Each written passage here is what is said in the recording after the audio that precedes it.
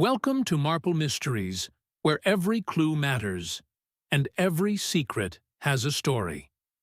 Join us on a journey through Agatha Christie's most intriguing mysteries, narrated with immersive storytelling. Stay sharp, listen closely, and let's solve the case together. The mystery begins now. Chapter 1. An Unexpected Disruption. The garden fete at Gossington Hall was, by all accounts, proceeding exactly as it had for the past 37 years.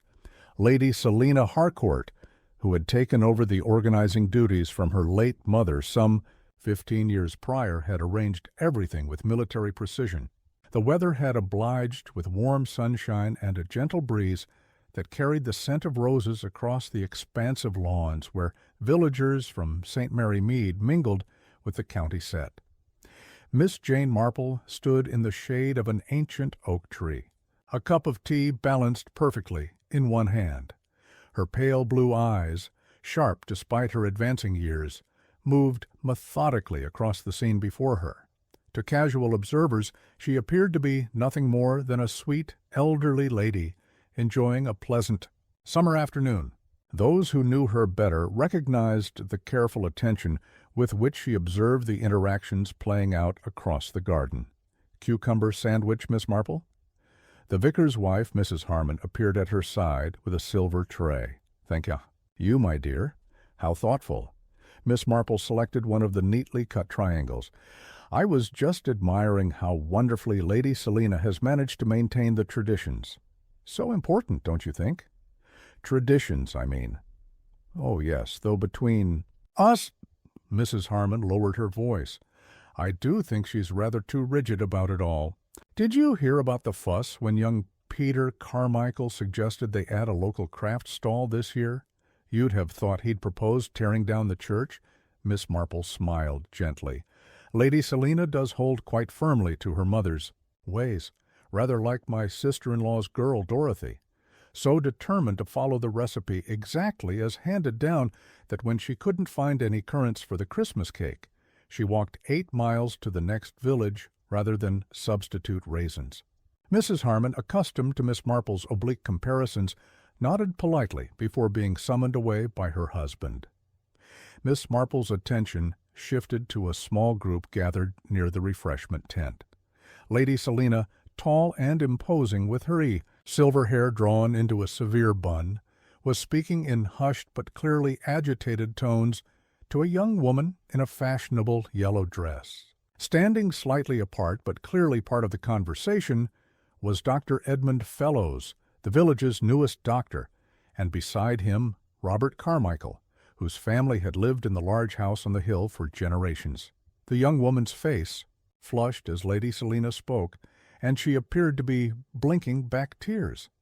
Dr. Fellows moved forward, placing a protective hand on the young woman's arm, which she immediately shrugged off before turning and walking swiftly away toward the rose garden. "Trouble in paradise, it seems," murmured a voice at Miss Marple's elbow.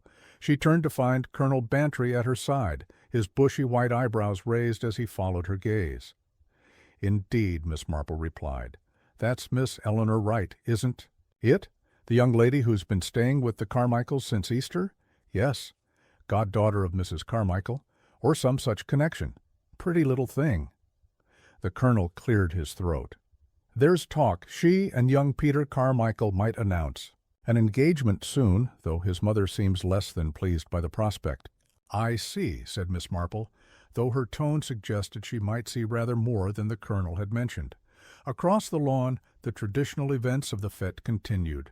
Children ran races, the Women's Institute judged preserves and cakes, and the brass band from the neighboring village of Much Benham played a selection of patriotic tunes. Yet, beneath the surface of this quintessentially English afternoon, Miss Marple sensed undercurrents of tension.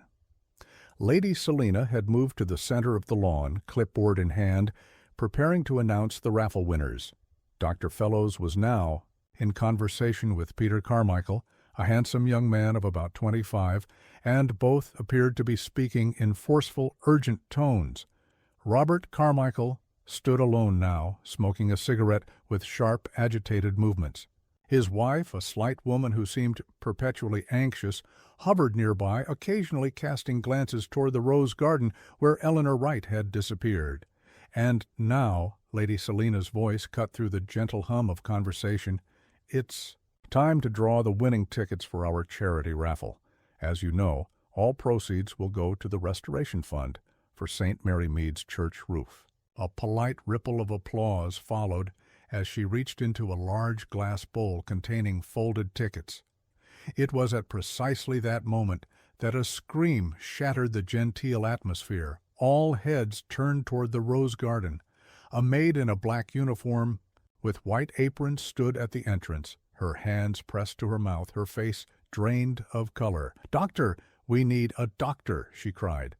Dr. Fellows was already running toward her, medical bag in hand. Peter Carmichael was close behind, his face ashen.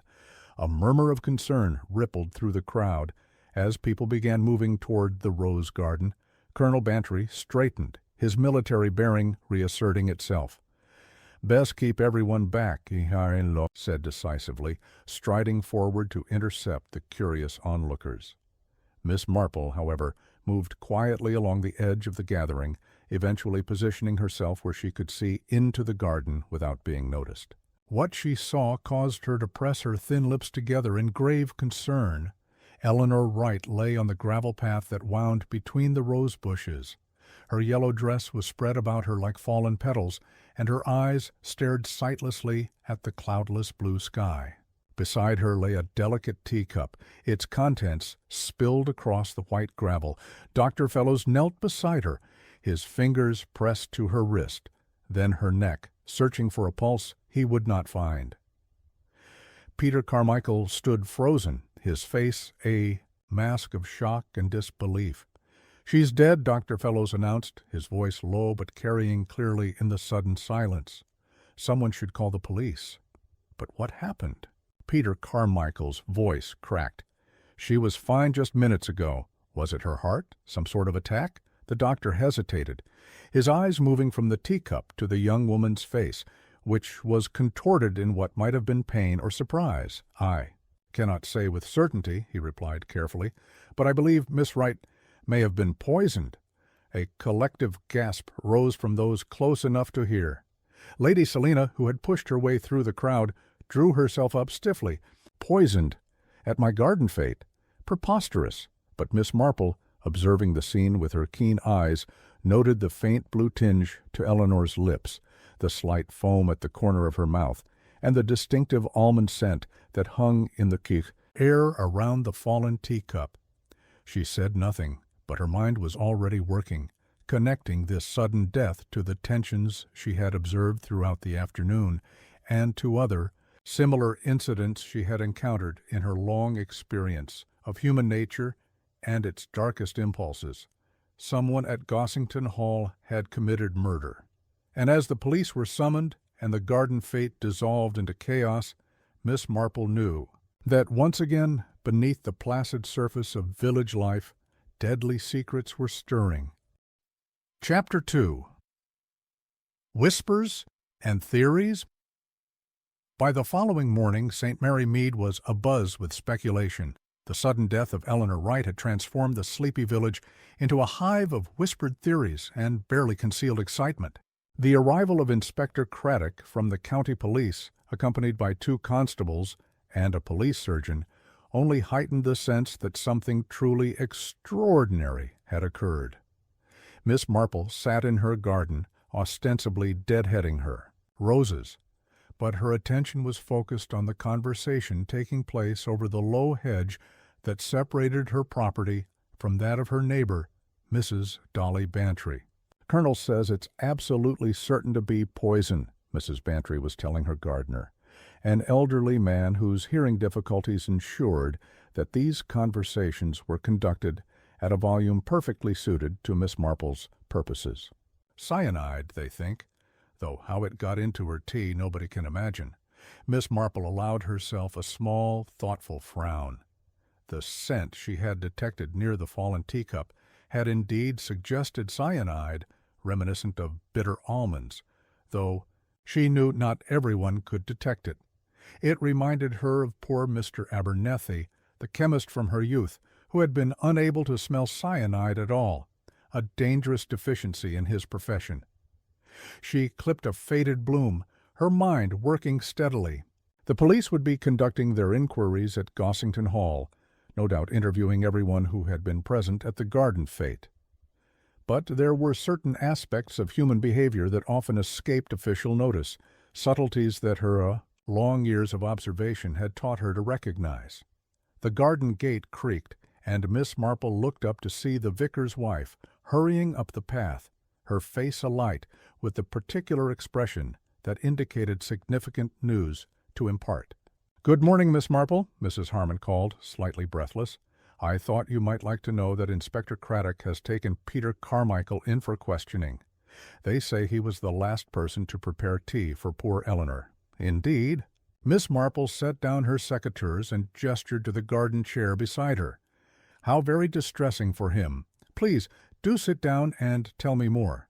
Perhaps you'd care for some elderflower cordial? It's quite refreshing on such a warm morning." As Mrs. Harmon settled herself, gratefully accepting the offered refreshment, Miss Marple listened attentively to the latest developments.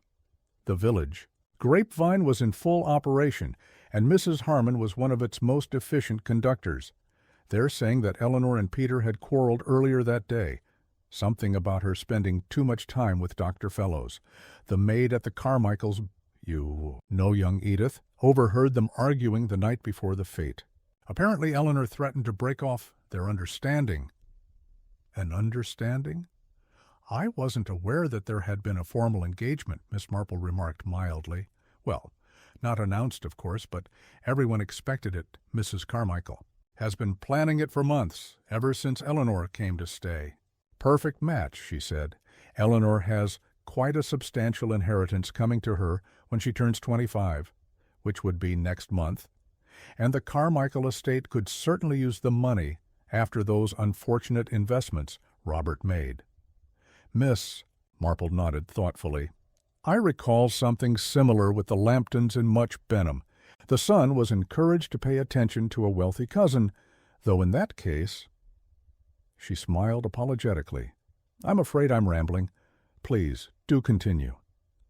"The most shocking part," Mrs. Harmon lowered her voice, though there was no one else to hear, "is that Dr. Fellows has apparently told the police that Eleanor consulted him the day before about symptoms that suggested she might be in a delicate condition."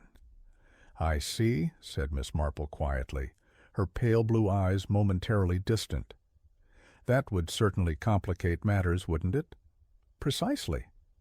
And with Peter being the obvious choice as the father, one would think he'd have every reason to want to marry her, not—" Well, Mrs. Harmon let the implication hang in the air, unless, of course, he was not the father, Miss Marple said, her voice so soft that Mrs. Harmon barely caught the words. Before the vicar's wife could respond to this startling suggestion, they were interrupted by the arrival of Colonel Bantry, who strode up the garden path with purpose. "Good morning, ladies," he greeted them with a nod.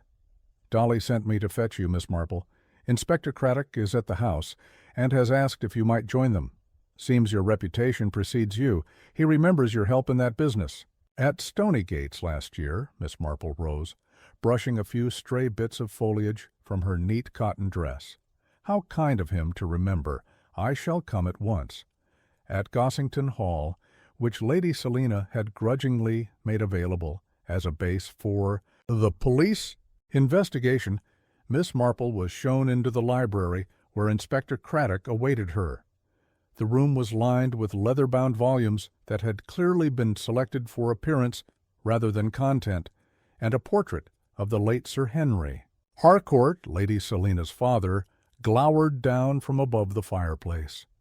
"Miss Marple, thank you for coming," Craddock greeted her with genuine warmth.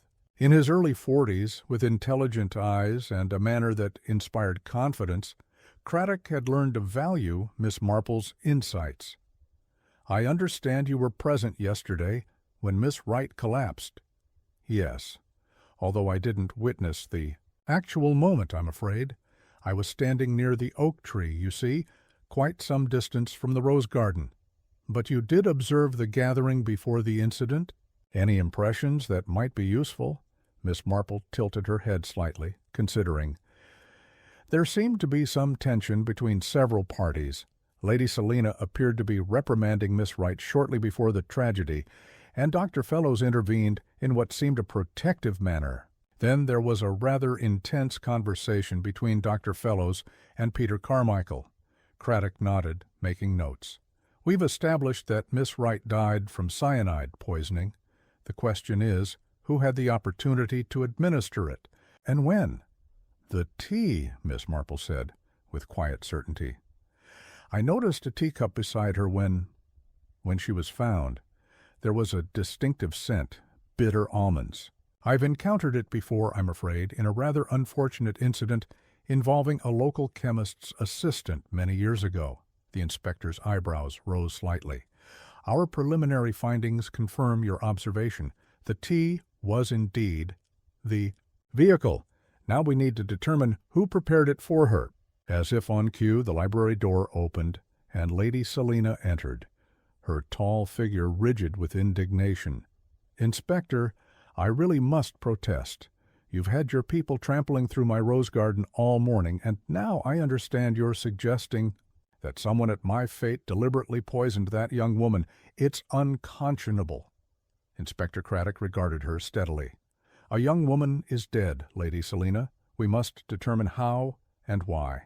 "Well, it's perfectly obvious, isn't it?" Lady Selina sniffed. "The girl took her own life. I've heard there were complications in her situation." Miss Marple's gentle voice cut through the tension. "It would be most unusual, would it not, for someone contemplating such a desperate act to choose a public occasion? And cyanide is such a painful way to die, not at all the quiet passing that those seeking to end their own suffering typically choose." Lady Selina fixed Miss Marple with a cold stare. "I wasn't aware that you were an expert on suicide methods, Miss Marple." "Not an expert, certainly," Miss Marple replied mildly, "merely an observer of human nature. And in my experience there is always a reason when the natural order of things is disrupted. Always." Chapter 3. Collecting the Threads as. The grandfather clock in the hallway of Gossington Hall chimed 3. Inspector Craddock concluded his interview with Dr. Fellows in the morning room. Miss Marple, who had been invited to observe, sat quietly in a corner chair, her knitting needles clicking softly as she worked on what appeared to be a baby's bonnet. "So to clarify, Dr. Fellows," the inspector said, reviewing his notes, "Miss Wright consulted you professionally the day before her death, but you're claiming that the exact nature of that consultation is protected by doctor-patient confidentiality." Dr. Fellows, a man in his mid-30s with prematurely graying hair and wire-rimmed spectacles, nodded firmly. "That's correct, Inspector. I can neither confirm nor deny the rumors regarding Miss Wright's condition. What I can tell you is that she was in good health physically, though somewhat distressed emotionally. And your relationship with Miss Wright was strictly professional," Craddock pressed. A slight flush appeared on the doctor's otherwise pale face. "Of course.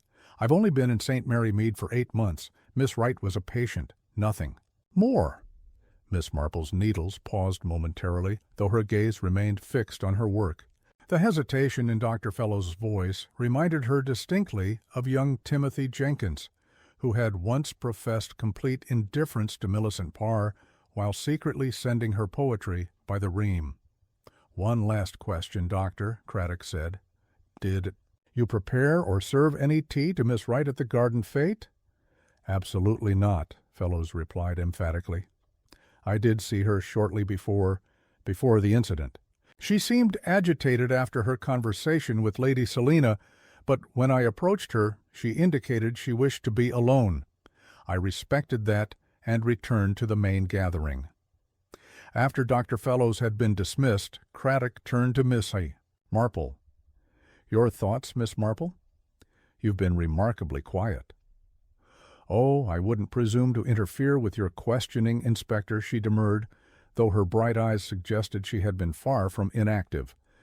but I do wonder about the tea service arrangements at the fete. Lady Selina seems most particular about her traditions. Would it have been possible for just anyone to prepare tea for a guest? Craddock's eyes narrowed thoughtfully. An excellent point. I'll look into that immediately.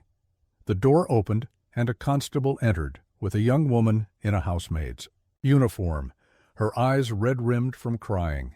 "This is Edith Brown, sir," the constable announced. "She serves at the Carmichael house and was working at the refreshment tent yesterday." Edith twisted her handkerchief nervously as she took the seat Dr. Fellows had vacated. Miss Marple studied her with gentle interest, noting the girl's plain but honest features and the way she repeatedly glanced toward the door as if hoping for escape. "Now then, Miss Brown," Craddock began kindly, "I understand you were serving tea yesterday. Do you recall serving Miss Wright?" No, sir," Edith stammered. "I mean, not personally. The tea was all set up proper-like on the table. Guests served themselves, mostly, though sometimes we'd help if they asked. Did you see anyone prepare tea specifically for Miss Wright?" Edith hesitated, her eyes darting briefly toward Miss Marple, perhaps drawing comfort from the elderly lady's benign presence. I did see Mr. Peter bring her a cup. They was having words, not arguing exactly, but Mr. Peter looked upset. He brought her the tea, and she took it, but then Lady Selina called him over about the raffle, and Miss Eleanor walked off toward the rose garden. That's the last I saw of her until—" She broke off, dabbing at her eyes. "Thank you, Edith," Craddock said gently. "One more thing. You work in the Carmichael household. Had you noticed any tension between Mr. Peter and Miss Wright recently?" At this, Edith's discomfort visibly increased. "It's not my place to speak about the family's private matters, sir. I understand your loyalty, but I must remind you that this is a murder investigation. Anything you've observed could be crucial." After a moment's hesitation, Edith spoke in a rush, as if afraid she might lose her nerve. "They'd been quarreling, sir, ever since Dr. Fellows started calling at the house to see Miss Eleanor. Mr. Peter didn't like it, said it wasn't proper for her to be spending so much time with the doctor. And then 2 nights ago, I heard them in the library. Miss Eleanor said she had to tell him something important, and he got very angry. Said she'd ruined everything and asked how she could be so stupid." "Did you hear what this important news was?" Craddock inquired. "No, sir." "Mrs. Carmichael came along just then and sent me off to the kitchen." Edith twisted her handkerchief. "But Miss Eleanor was crying, and later that night I heard Mrs. Carmichael and Mr. Robert arguing about her. Mrs. Carmichael said something about that girl causing trouble right when we need her most." Following Edith's departure, Craddock escorted Miss Marple to the garden, where police photographers were documenting the scene of Eleanor's collapse. Peter Carmichael had opportunity, Craddock mused as they walked slowly along the gravel path, and possibly motive, if the rumors about Miss Wright's condition are true, and he felt trapped. "It does seem rather straightforward," Miss Marple agreed, but her tone suggested she found it perhaps too straightforward. "Though I'm curious about Lady Selina's conversation with Miss Wright just before the tragedy. It seemed most intense. According to Lady Selina, she was merely expressing concern about propriety. She felt Miss Wright was causing gossip with her frequent consultations with Dr. Fellows." "How considerate of Lady Selina to be concerned for the young lady's reputation," Miss Marple murmured, her expression thoughtful. They had reached the precise spot where Eleanor had fallen. The gravel had been disturbed by the police examination, but Miss Marple studied the area carefully nonetheless. "The roses are quite beautiful," she observed, glancing at the nearby bushes heavy with deep crimson blooms. "That variety looks like the Alex Red, notorious for its thorns, though the fragrance is quite worth the danger." She leaned forward slightly, her sharp eyes examining the ground. "Inspector, may I ask, was the teacup found precisely here?" Craddock consulted his notebook. "According to the initial report, yes, almost directly beneath that large bush." Miss Marple nodded, saying nothing more, but her lips pressed together in a way that suggested a piece had fallen into place in her mental puzzle. As they returned to the house, they encountered Robert Carmichael, emerging from an interview with one of Craddock's sergeants. He looked haggard, the strain of the investigation evident in his face. "Miss Marple," he acknowledged with a slight nod. "I trust you're not encouraging the police in this absurd suspicion of my son. Peter was fond of Eleanor. The idea that he would harm her is preposterous." "I'm merely assisting the inspector with his inquiries, Mr. Carmichael," Miss Marple replied mildly. "Such a tragic event for all concerned." "Indeed," his voice was clipped. "If you'll excuse me, I must get back to my wife. She's quite distraught. Eleanor was like a daughter to her." As Robert Carmichael strode away, Miss Marple watched him thoughtfully. "Curious," she murmured. "What is, Miss Marple?" Craddock asked. "Oh, just that human nature is remarkably consistent, Inspector. Mr. Carmichael reminds me strongly of Squire Fairfax when his son became entangled with the village schoolteacher. The Fairfaxes had fallen on hard times, you see, and were counting on the son making an advantageous marriage to restore the family fortunes." "And did he? Make the advantageous marriage, I mean?" Miss Marple smiled sadly. "As it happens, the schoolteacher died quite suddenly. Food poisoning, it was said. Most unfortunate. And yes, young Mr. Fairfax eventually married an heiress from London. The Fairfax estate still stands today, quite grand again after its renovation." Inspector Craddock regarded her thoughtfully. "Are you suggesting—" "I'm not suggesting anything, Inspector," Miss Marple interrupted gently. "Merely observing patterns. In my experience, when money and family reputation are at stake, people can behave in ways one might not expect, even the most respectable people." As they entered the house, a police constable approached with news that Lady Selina was requesting an immediate end to the investigation on her property. And as Craddock went to address this latest challenge, Miss Marple slipped quietly away, her mind working steadily on the thread she had gathered throughout the day. Chapter 4. A Hidden Clue. The following morning dawned with an unseasonal chill that sent tendrils of mist curling through St. Mary Mead's narrow lanes. Miss Marple, wrapped in a woolen cardigan, despite the summer date, was taking her customary early constitutional when she encountered Mrs. Carmichael emerging from the village shop. The woman looked as though she had aged a decade overnight. Her normally immaculate appearance was marred by hastily applied makeup that failed to conceal her pallor, and her hands trembled as she clutched her shopping basket. "Good morning, Mrs. Carmichael." Miss Marple greeted her kindly. "I was so sorry to hear about the police questioning Peter. Such a trying time for your family." Mrs. Carmichael's eyes darted nervously. "Yes, well, it's all a terrible mistake. Peter would never—" "They'll realize soon enough they're looking in entirely the wrong direction. I'm sure the truth will come to light," Miss Marple agreed. "Would you care to join me for a cup of tea? You look as though you could use a moment's respite." Perhaps it was the genuine concern in Miss Marple's voice, or simply the crushing weight of recent events, but Mrs. Carmichael's composure crumbled. "Yes," she whispered.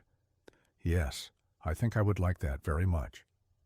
In Miss Marple's cozy sitting room, with a pot of Darjeeling between them and cherry cake on delicate china plates, Mrs. Carmichael gradually relaxed enough to speak more freely. "Eleanor was such a dear girl," she said, turning her teacup in its saucer. "I've known her since she was a child. Her mother was my dearest friend at school. When Patricia died last year, it seemed only natural that Eleanor should come to us. And then, of course, she and Peter grew close." "It seemed an ideal arrangement," Miss Marple observed gently. "Yes." A ghost of a smile flickered across Mrs. Carmichael's face. "Robert was particularly pleased. The estate, well, investments, haven't performed as hoped in recent years.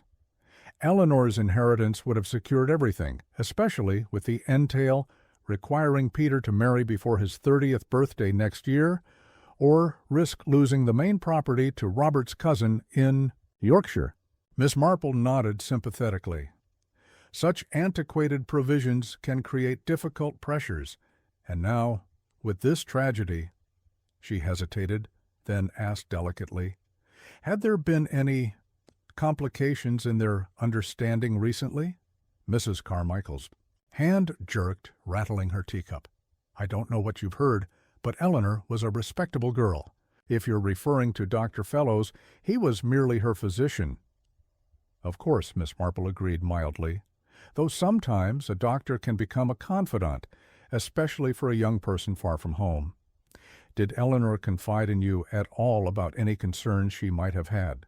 There was a momentary silence. Mrs. Carmichael seemed to be weighing her words carefully. "2 days before she died, Eleanor came to me in some distress. She wouldn't explain fully, but she said she needed to make an important decision that might disappoint us all." Her voice dropped to a near whisper.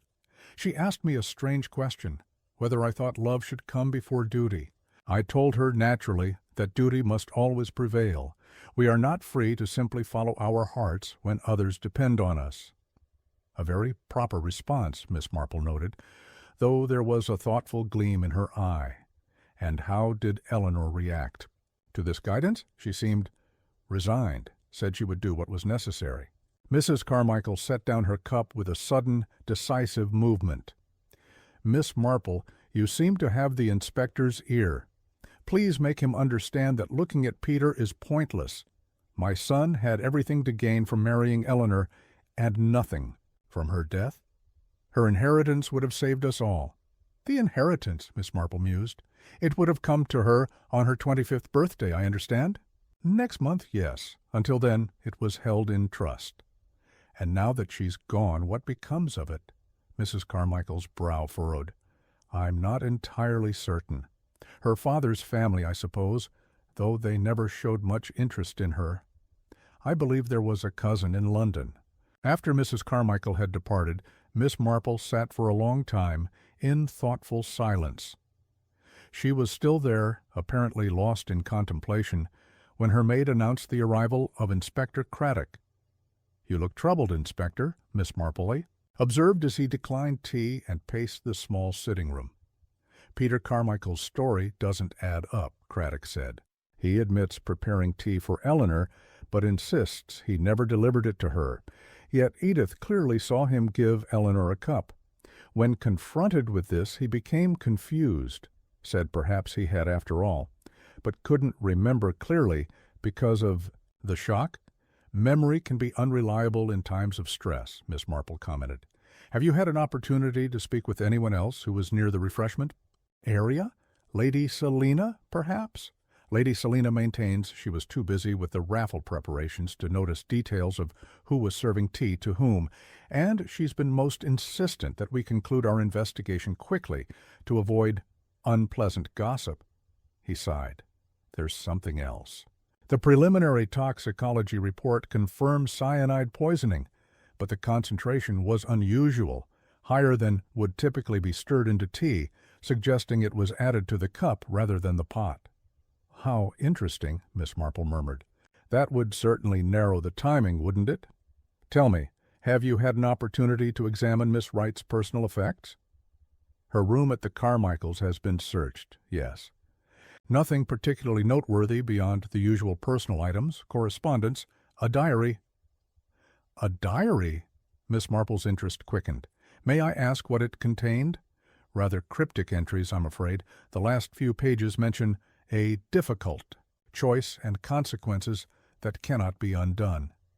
There was also a notation about a final consultation with Dr. F. before making her decision." Miss Marple's fingers tapped lightly on the arm of her chair. "Inspector, I wonder if you might indulge an old woman's curiosity. The rose garden at Gossington Hall, was it accessible from more than one direction during the fete?" Craddock looked puzzled by this apparent digression, but answered readily enough. "Yes, there were 2 entrances, the main one facing the lawn where the maid discovered the body, and a smaller gate leading to a side path near the refreshment tent." "And this side path, would it have been visible to the general gathering?" "No, it was rather secluded, screened by a high hedge." Craddock's eyes narrowed. "Miss Marple, do you have a theory you'd care to share?" She smiled apologetically. "Not a theory precisely, Inspector, merely some questions that occur to me. For instance, I wonder if you've had the opportunity to speak with Lady Selina's gardener? Most estate gardeners tend to be quite observant, particularly regarding their domains. Craddock admitted that he had not, and Miss Marple suggested gently that it might be worthwhile. She also inquired whether the inspector had determined the exact source of the cyanide.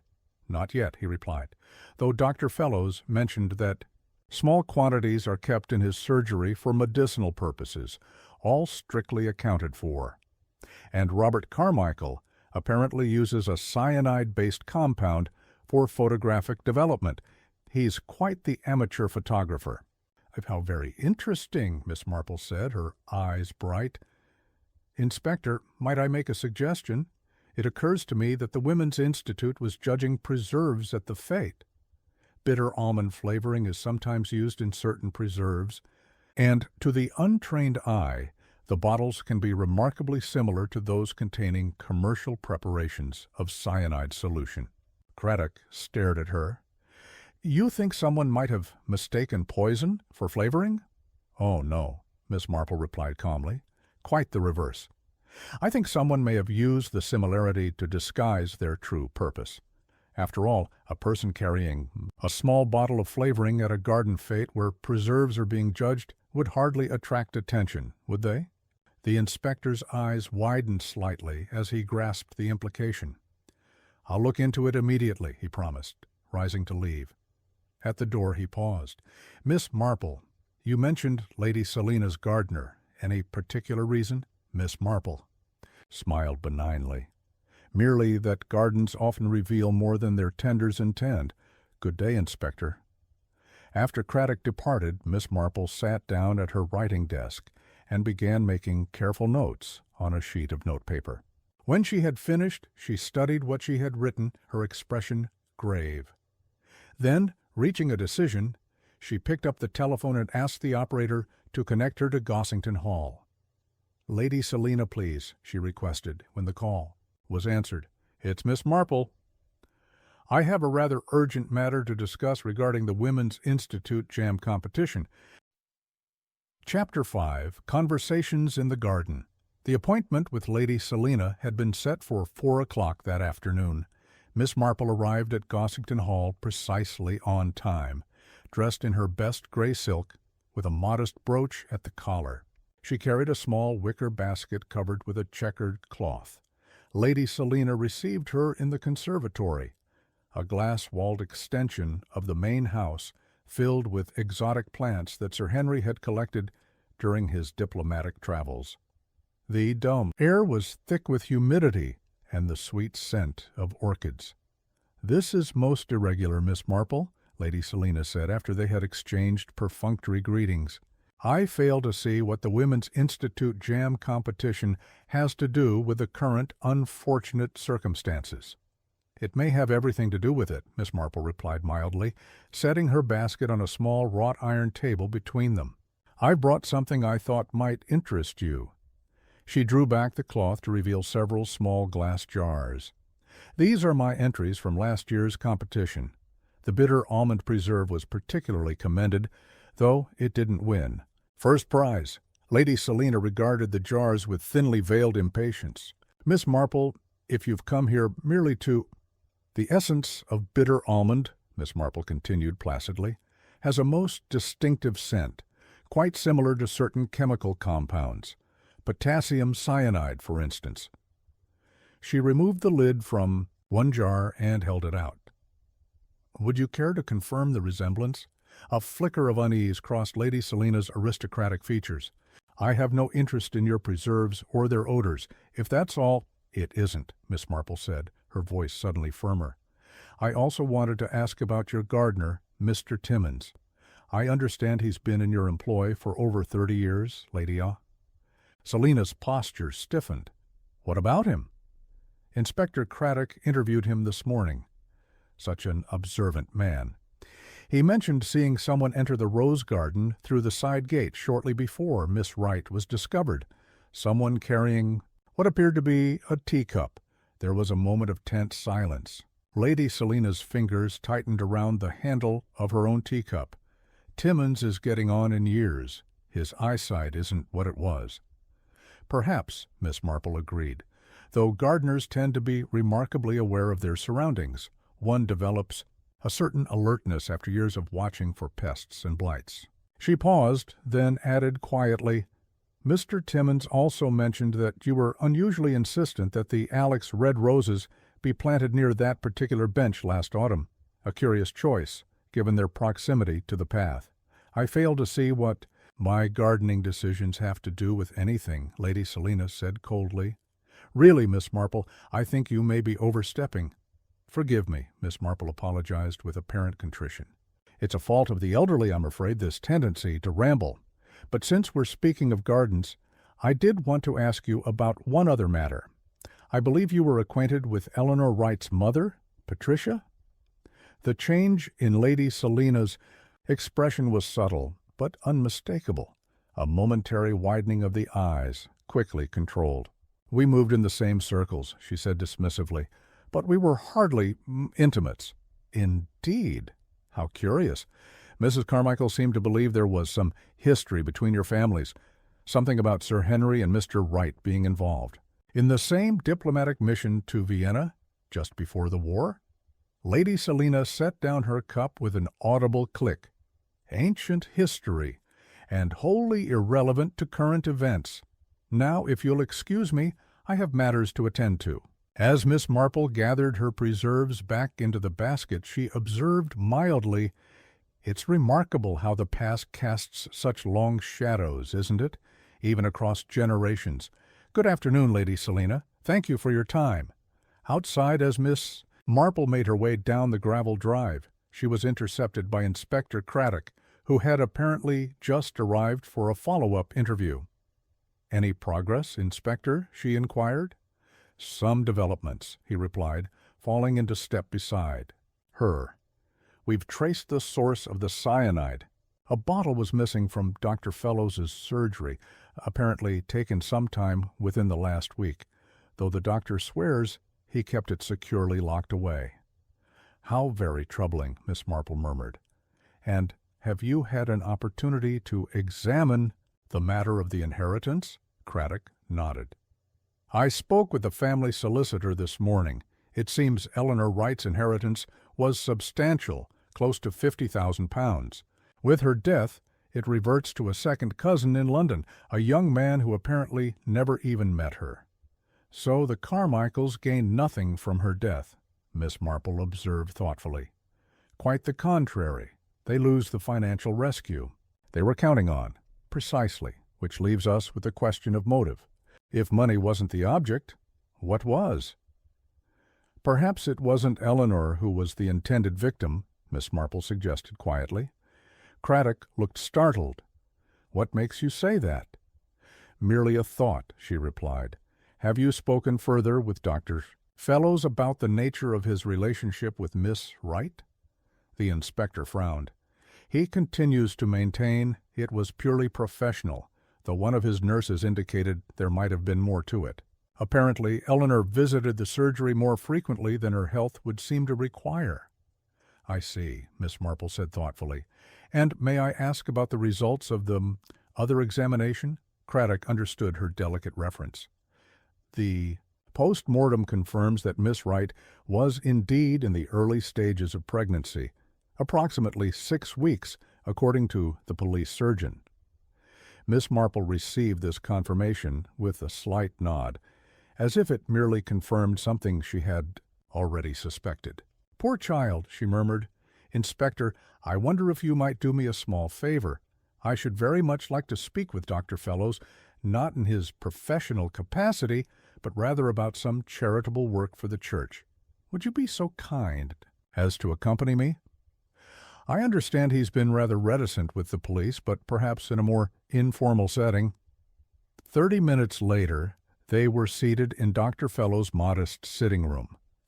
The doctor looked tired, with dark circles beneath his eyes and a day's growth of stubble on his chin. "I've already told the inspector everything I know," he said wearily, after Miss Marple had introduced her ostensible reason for the visit. "Of course," she replied sympathetically. "Such a tragic business. I understand you were quite recently established." In the village when Miss Wright came to stay with the Carmichaels? Yes, about 8 months ago. I took over Dr. Simmons's practice when he retired. And you knew the Wright family previously? Miss Marple asked, her tone conversational. There was a fractional hesitation before Dr. Fellows replied, No, I had never met any of them before Eleanor became my patient. Miss Marple's needles clicked softly as she worked on her knitting. She had, of course, brought it along. How curious. I had understood from something Mrs. Carmichael said that there was some prior connection. Perhaps I misunderstood. Dr. Fellows shifted uncomfortably in his chair. Mrs. Carmichael may have been confused. Eleanor and I met for the first time here in St. Mary Mead. I see, Miss Marple said mildly. Such a lovely young woman, so tragic that her life should be cut short just before her 25th birthday, and with such bright prospects ahead. The doctor's hands clenched suddenly on the arms of his chair. Yes, he said, his voice strained. It's unconscionable. Whoever did this... He broke off, visibly struggling to maintain his composure. Inspector Craddock, who had been observing this exchange with interest, leaned forward. Dr. Fellows, I believe the time has come for complete honesty. Your relationship with Miss Wright was clearly more than professional, given that the young lady was carrying a child. It wasn't mine, Dr. Fellows interrupted sharply. Then, more quietly, the child wasn't mine. But yes, I cared for Eleanor deeply. We had plans. After her birthday, after she received her inheritance, we were going to leave together, start somewhere new. And Peter Carmichael? Craddock pressed. He was under the impression there was an understanding between them. Dr. Fellows' expression hardened. An arrangement, not an understanding. The Carmichaels needed her money. Peter was willing to go along with it, but Eleanor... He swallowed. Hard. Eleanor deserved better. She deserved to make her own choices. As they left the doctor's residence, Miss Marple was uncharacteristically quiet, her brow furrowed in thought. A classic triangle, Craddock observed. Fellows had motive. If he couldn't have her, perhaps he didn't want the Carmichaels to benefit either. Perhaps, Miss Marple agreed, though she sounded unconvinced. But there's something else, Inspector. Something that still doesn't quite fit. She paused at the garden gate. I believe I should like to pay a visit to the Carmichael household tomorrow. There's someone there I particularly wish to speak with. Who? Craddock asked curiously. Miss... Marple smiled enigmatically. The one person who seems to have been overlooked in all this. Edith, the housemaid. Chapter 6. Secrets and Revelations. The Carmichael estate looked particularly somber under the slate-gray sky that had settled over St. Mary Mead the following morning. Miss Marple, arriving shortly after 10, was admitted by a subdued butler who informed her that the family was not receiving visitors. Oh, I haven't come to see the family, Miss Marple explained with a gentle smile. I was hoping to have a word with Edith, if that would be possible. It's about the church jumble sale next month. She very kindly offered to help with the sorting. This harmless pretext was sufficient to gain her entry, and she was shown to a small sitting room near the servants' quarters. Some minutes later, Edith appeared, looking nervous but curious. Miss Marple? They said you wanted to see me about the jumble sale, but I don't recall offering to help with it. A small deception, I'm afraid, Miss Marple confessed, lowering her voice. I wanted to speak with you privately, away from the police and your employers. Please, sit down. Hesitantly, Edith perched on the edge of a chair, her hands folded tightly in her lap. You've been with the Carmichael family for how long, Edith? Miss Marple began. Almost 3 years now, ma'am. And in that time you've undoubtedly observed a great deal. Servants often see more than their employers realize. Miss Marple's voice was kind but direct. I believe you know something about Miss Wright's death that you haven't shared with the police. Edith's face paled. I don't know what you mean. I think you do. Miss Marple leaned forward slightly. When you testified about seeing Mr. Peter give Miss Wright tea, you were telling the truth. But I suspect there was something else you saw, something that worried you. The girl's eyes darted toward the door. I can't. If the family found out I'd been talking... Edith, Miss Marple said gently. "A young woman has been murdered. Whatever your loyalty to the Carmichaels, and that's commendable, indeed it is, surely you want justice for Miss Eleanor?" A single tear slid down Edith's cheek. "She was kind to me, not like—" She broke off abruptly. "Not like whom?" Miss Marple prompted. After a long moment, Edith whispered, "Mrs. Carmichael. She looks so refined, acts so proper when there's company, but the things she says when she's angry—" She shuddered. "The night before the fete, after Miss Eleanor and Mr. Peter quarreled, I heard Mrs. Carmichael in her room with Mr. Robert. She was beside herself, saying Miss Eleanor had ruined everything, that all their plans were for nothing." Miss Marple nodded encouragingly. "And what did Mr. Robert say?" "He was trying to calm her down, said there might still be a way, that Miss Eleanor could be persuaded to be sensible. But Mrs. Carmichael wasn't having it. She said—" Edith hesitated, then continued in a rush. "She said, if that girl thinks she can take what's ours and then walk away with that doctor, she's sadly mistaken. I'll see her dead first." "I see," Miss Marple said quietly. "And at the fete, was there something you observed there that troubled you?" Edith twisted her hands in her apron. "After Mr. Peter gave Miss Eleanor the tea, I saw Mrs. Carmichael approach her. They spoke briefly, and then Mrs. Carmichael—" She took the cup from Miss Eleanor's hand, saying something about adding sugar. She had her back to me, so I couldn't see exactly what she did, but when she returned the cup, she was smiling in a way that made me uneasy." "And Miss Eleanor then took her tea to the rose garden?" "Yes." "Mrs. Carmichael actually suggested it," said Miss Eleanor, looked flushed and might appreciate the quiet and shade. Edith's voice dropped to a whisper. "Miss Marple, you don't think Mrs. Carmichael would actually— I mean, she says things when she's angry, but to actually poison someone— People are capable of surprising actions when desperate," Miss Marple replied. "Thank you, Edith. You've been very helpful." As Miss Marple was leaving, she encountered Peter Carmichael in the entrance hall. He looked haggard, his eyes bloodshot, his clothing rumpled as if he'd slept in it. "Miss Marple," he acknowledged dully, "come to pay your respects to the family." "Under suspicion?" "Not at all," she replied. "I've merely been having a chat with Edith about parish matters. But since we've crossed paths, Mr. Carmichael, might I ask you something? The argument you had with Miss Wright the night before she died, what was it about, precisely?" Peter's face tightened. "That's rather personal, isn't it?" "Murder tends to make personal matters relevant," Miss Marple observed mildly. After a moment, Peter sighed heavily. "Eleanor told me she was breaking our engagement, said she couldn't go through with it, that she had feelings for someone else." His voice grew bitter. "Fellows. She'd been seeing him behind my back for months, apparently, planning to run away together after her birthday." "And how did you feel about that?" Peter gave a hollow laugh. "How do you think I felt? Angry, humiliated, but not enough to kill her, whatever the police might think." He raked a hand through his disheveled hair. "The irony is, I wasn't even in love with her. Our engagement was arranged for practical reasons, family expectations, the estate finances. If she'd just waited, been honest from the beginning, I would have released her from any obligation." "But your mother might not have been so understanding," Miss Marple suggested carefully. A shadow crossed Peter's face. "Mother was invested in the match. The Carmichael estate has been in difficulty since Father's investments went sour. Eleanor's fortune would have saved everything." He hesitated, then added reluctantly, "When I told Mother that Eleanor wanted to end our engagement, she became quite hysterical. I've never seen her like that." "And your father, how did he react?" "Father?" Peter looked surprised at the question.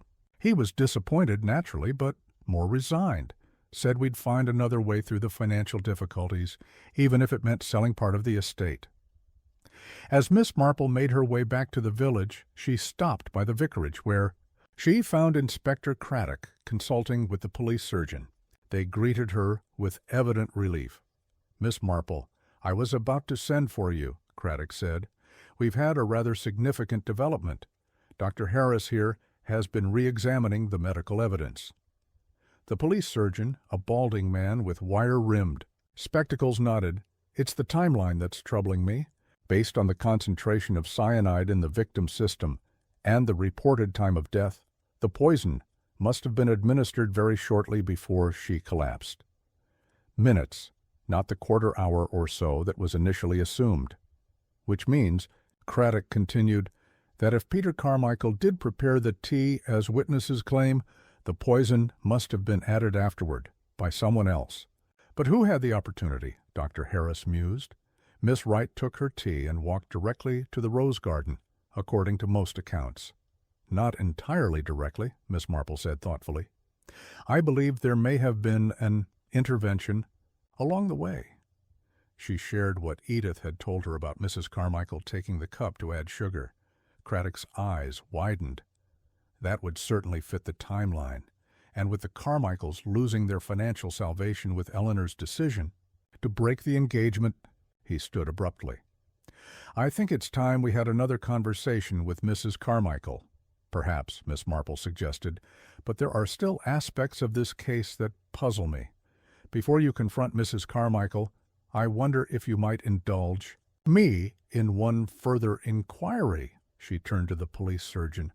Dr. Harris, in your examination of Miss Wright, did you happen to notice any small scratches or puncture marks on her hands or arms? The doctor frowned, considering. Now that you mention it, yes. There was a slight scratch on her right palm. I noted it, but thought little of it, given the cause of death. Miss Marple nodded, as if this confirmed something she had suspected.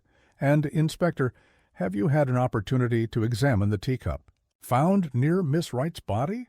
Not just for traces of poison, but for any other anomalies? The lab examined it thoroughly, Craddock replied, but I'm not sure what you're getting at. I'd like to examine it myself, if possible, Miss Marple said. And afterward, I believe we should pay a visit to Lady Selina. There's a question about her roses that I find most intriguing. As they left the vicarage, Craddock looked at her curiously.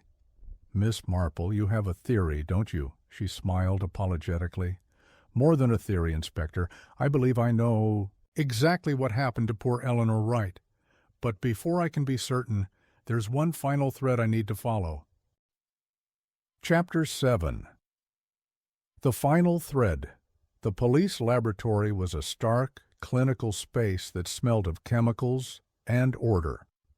Miss Marple, looking somewhat out of place among the scientific equipment, with her flowered hat and knitting bag, peered intently at the teacup that had been carefully preserved as evidence. Remarkable, she murmured, examining it through the magnifying glass that Inspector Craddock had provided. Most revealing. What do you see? Craddock asked, leaning closer. A tiny chip on the rim, Miss Marple pointed out. And here, a slight discoloration inside that doesn't match the tea stain pattern. The forensic technician, a young man who had been watching with barely concealed skepticism, cleared his throat. We did note those details, ma'am. The chip is consistent with a cup that's been in regular use. As for the discoloration, it's not from regular use, Miss Marple interrupted gently. Look at the pattern. It's isolated, concentrated in one small area of the rim, precisely where someone would place their lips. She glanced up at Craddock. Inspector, I believe we're ready to visit Lady Selina now. Lady Selina was clearly displeased to find Miss Marple on her doorstep once again, especially accompanied by Inspector Craddock.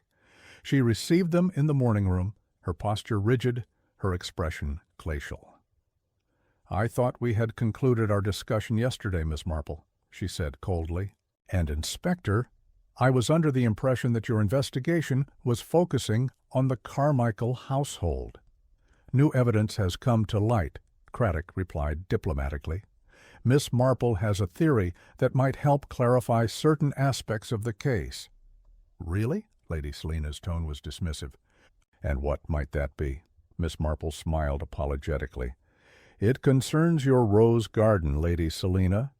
The Alex red variety in particular, such magnificent blooms, but those thorns are quite vicious, aren't they? I was admiring them during allure the fate and noticed how they extend quite far over the path where poor Miss Wright was found. Lady Selina's eyes narrowed fractionally. What of it? I wondered if you might permit us to examine them more closely, and perhaps your gardener, Mr. Timmins, could join us. He mentioned something rather intriguing to Inspector Craddock about those particular roses. A moment of tense silence followed. Then Lady Selina rose abruptly. Very well. If it will bring this tiresome affair to a conclusion, Timmins should be working in the greenhouse at this hour. The rose garden was in full bloom, heavy with fragrance under the midday sun. Mr. Timmins, a weathered man with gnarled hands that spoke of decades tending to plants, waited for them by the bench where Eleanor had collapsed. Mr. Timmins, Missy, Marple began warmly. I'm a keen gardener myself, though on a much humbler scale than this magnificent estate. These Alex red roses, they're relatively new plantings, aren't they? The old gardener nodded. Put them in last autumn, on her ladyship's. Specific instructions. Wanted them right here, she did, though I told her they'd grow too close to the path. And their thorns are particularly hazardous, Miss Marple continued, carefully examining the bushes. Oh my, yes. Look here, Inspector. Some of these thorns are nearly an inch long. Craddock leaned in to look, then glanced back at Lady Selina, who was watching the proceedings with an unreadable expression.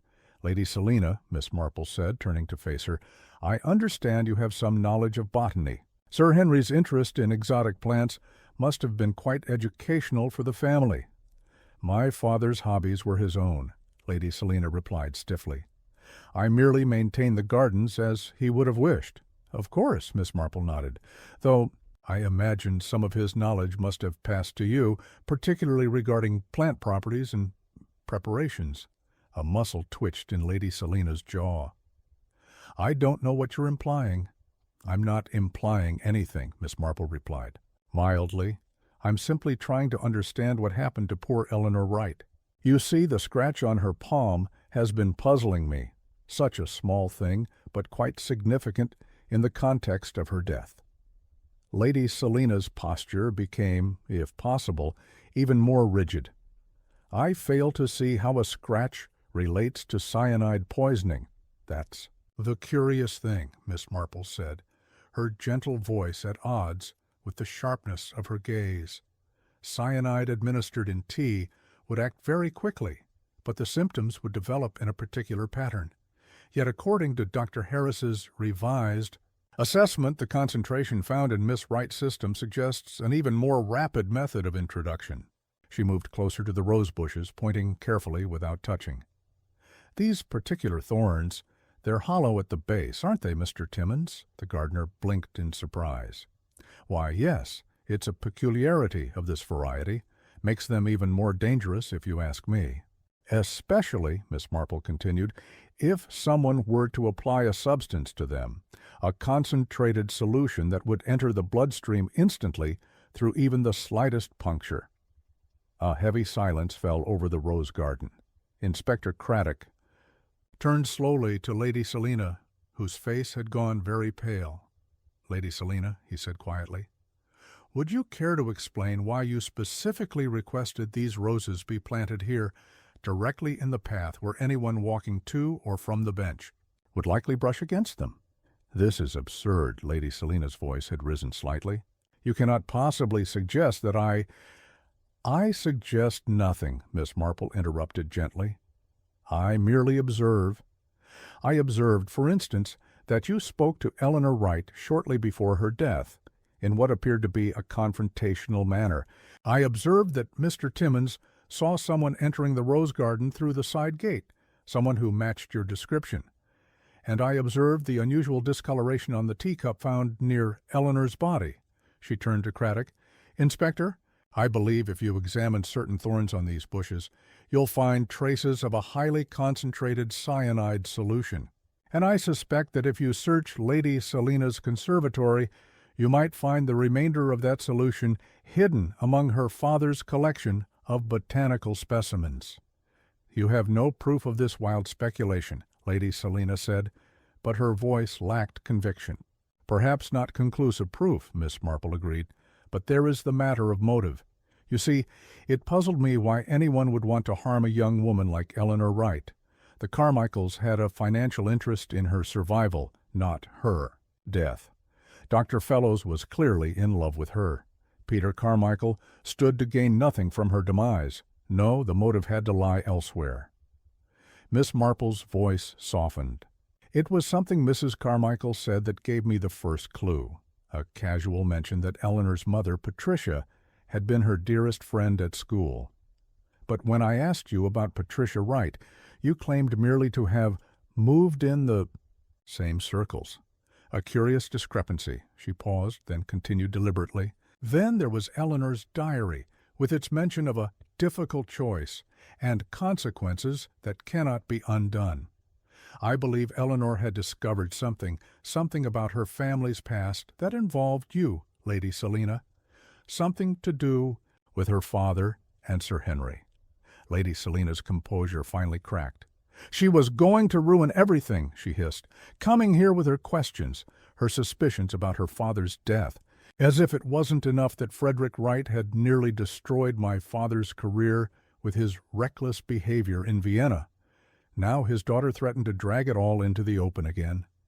And you couldn't allow that, Miss Marple said quietly. Not with your position in the county, your reputation, everything you've built since your father's death. She wouldn't listen to reason, Lady Selina continued, as if unable to stop now that she had begun. I told her to leave it buried, that no good could come of reopening old wounds. But she was determined, said she had a duty to her father's memory? A bitter laugh escaped her. Duty? What did she know of duty? I've spent my entire life protecting my father's legacy, ensuring his name remained untarnished. Craddock moved forward. Lady Selina Harcourt, I am arresting you for the murder of Eleanor Wright. You are not obliged to say anything but anything. You do say will be taken down, and may be given in evidence against you.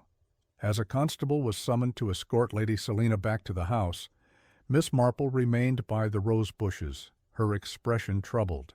You know, she said softly to Inspector Craddock, in all my years, I've never quite grown accustomed to the depths to which human beings will sink to protect their secrets. Lady Selina spent her life guarding her father's reputation, only to destroy her own in a single terrible moment of calculation. Craddock nodded soberly. The poison on the thorns, the tea as a diversionary tactic, it was meticulously planned. Yes, Miss Marple agreed. She knew Eleanor would pass this way to sit on the bench, knew that the thorns would scratch her hand. All she needed was to ensure the young woman came to the rose garden alone. And Mrs. Carmichael? Craddock asked. Was she involved? Miss Marple shook her head. A red herring, I'm afraid, though an unintentional one. Mrs. Carmichael may have had harsh words for Eleanor, and may even have wished her ill in a moment of anger, but I don't believe she was capable of murder. Her taking the teacup was likely innocent. Perhaps she truly was adding sugar as a peace offering. She glanced back at the house, where Lady Selina was being led to a police car. No, this was the work of a single determined individual who believed absolutely in the righteousness of her cause, the most dangerous kind of killer, one who believes they are merely protecting what is proper and right. Chapter 8. The Truth Unraveled. The following afternoon found Miss Marple taking tea in the vicarage garden with Inspector Craddock. The news of Lady Selina's arrest had spread through St. Mary Mead like wildfire, creating a sensation unlike anything the village had experienced in decades. I still can't quite believe it, the vicar's wife said, as she poured a fresh cup for Miss Marple. Lady Selina Harcourt, of all people, a pillar of the community, president of the Women's Institute, patron of the Church Restoration Fund, a most careful facade, Miss Marple observed, though I suppose in her way she believed she was upholding her duty, preserving her father's reputation at any cost. Inspector Craddock, who had been uncharacteristically quiet, leaned forward. She's made a full confession. Quite calmly, as if discussing the weather, said she'd been planning it since Eleanor first started asking questions about her father's death. Yes, I rather thought that might be the case. Miss Marple nodded. The placement of those roses was far too deliberate to be coincidence. But what I still don't understand, Mrs. Harmon interjected, is what Eleanor could possibly have discovered that was worth killing for. Frederick Wright died of a heart attack in Vienna more than 25 years ago, according to Robert Carmichael. Miss Marple's needles clicked softly as she worked on the baby's bonnet she had nearly completed. That was the official story, certainly, but I believe Eleanor had uncovered evidence suggesting otherwise. Craddock nodded. We found letters in Lady Selina's study, correspondence between Sir Henry and various officials regarding a diplomatic incident in Vienna just before the war. It seems Frederick Wright, who was serving as Sir Henry's assistant, died under suspicious circumstances after a classified document went missing. Sir Henry covered it up? Mrs. Harmon gasped. More than that, Craddock said gravely. According to Lady Selina's private journal, which we also recovered, Sir Henry was actually responsible for Wright's death. There was an argument over the missing document, accusations of treason. Sir Henry struck Wright in a moment of rage, causing him to fall and hit his head fatally. The heart attack story was fabricated to protect Sir Henry's position and reputation. And Eleanor had somehow discovered this truth, Miss Marple added softly, perhaps through papers her mother had kept or something Dr. Fellows had learned. Fellows? Mrs. Harmon looked puzzled. Ah, that was another piece of the puzzle, Miss Marple explained. Dr. Fellows is actually Frederick Wright's nephew, Eleanor's cousin. He came to St. Mary Mead specifically to meet her, having pieced together aspects of his uncle's mysterious death. They discovered their connection during her consultations, which explains the frequency of her visits to his surgery, Craddock nodded. Fellows admitted as much after Lady Selina's arrest. He and Eleanor had been working together to uncover the truth about her father. The romance developed later, but was genuine. Mrs. Harmon shook her head in amazement. And all this time, we thought it was some sordid affair. People do tend to assume the most obvious explanation, Miss Marple observed with a small smile. But human relationships are rarely so straightforward. What I can't fathom, the vicar's wife continued, is how you realized the roses were the actual murder weapon, Miss Marple. It seems so improbable. Not at all, Miss Marple replied. It was the timing that first alerted me. The police surgeon was quite clear that the poison acted too quickly for it to have been administered only in the tea. Then there was the scratch on Eleanor's palm and the specific placement of those particularly thorny roses. She set down her knitting momentarily. But what truly convinced me was the teacup. You see, the discoloration I noticed wasn't from poison in the tea, it was from Eleanor's lipstick. She had barely taken a sip before the cyanide from the rose. Thorn began to take effect. The cup fell from her hand as the poison entered her bloodstream directly through the scratch. Diabolically clever, Craddock said grimly. Lady Selina counted on our focus being directed to the tea. She even created a secondary red herring by ensuring that Eleanor's relationship with Peter Carmichael was common knowledge, giving him an apparent motive. And the missing cyanide from Dr. Fellows' surgery? Mrs. Harmon asked. Another deliberate misdirection, Craddock explained. Lady Selina admitted to having one of her household staff create that distraction. The actual poison came from Sir Henry's old collection of botanical compounds. Apparently, he had an interest in plant toxicology that his daughter inherited. As the vicar joined them, bringing news that Lady Selina was to be transferred to the county jail the following morning, Miss Marple's thoughts turned to the other figures in the drama. "And the Carmichaels?" she inquired gently. "How are they bearing up under all this?" Craddock sighed. "As well as can be expected. Peter seems more relieved than anything else. The cloud of suspicion has lifted, though he's expressed genuine remorse over Eleanor's death. Mrs. Carmichael is in a state of nervous collapse, still coming to terms with her friend's daughter being murdered practically before her eyes." "And Robert Carmichael?" Miss Marple pressed.